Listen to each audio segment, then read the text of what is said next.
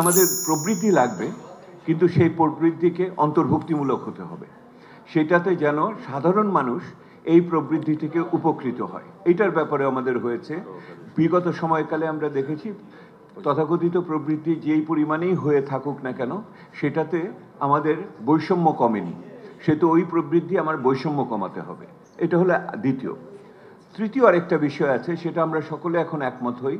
বাংলাদেশে খাদ্য নিরাপত্তা যদি না থাকে, অন্যান্য সকল ক্ষেত্রে আমার এটার একটা অস্থিতিশীল প্রভাব পড়বে।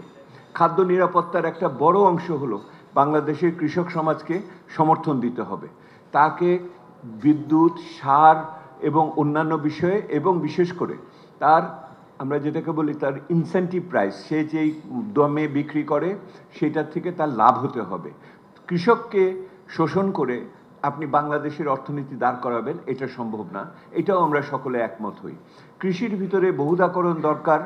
আমাদের অন্যান্য খাতের ভিতরে আমরা সেটা পশুপালন ইত্যাদিতে আমরা যাচ্ছি, এই জায়গাটাতেও আমাদের নজর দিতে হবে।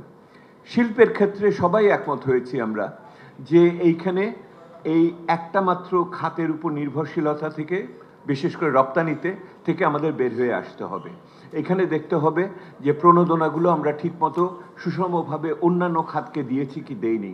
কেন আমার দেশে সিরামিক বলেন, প্লাস্টিক বলেন, পাট বলেন ইত্যাদি খাতে সেইভাবে দাঁড়াতে পারলো না, কিন্তু আমি $1 বিলিয়ন মতো ভর্তুকি দিয়ে একটি খাতকে কিভাবে দাঁড় করিয়ে রেখেছি।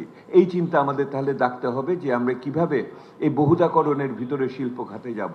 শিল্প খাতের আলোচনা আসলেই বিনিয়োগের আলোচনা আসবে, বিনিয়োগের আলোচনা আসলেই প্রত্যক্ষ বিদেশি বিনিয়োগের আলোচনা আসবে।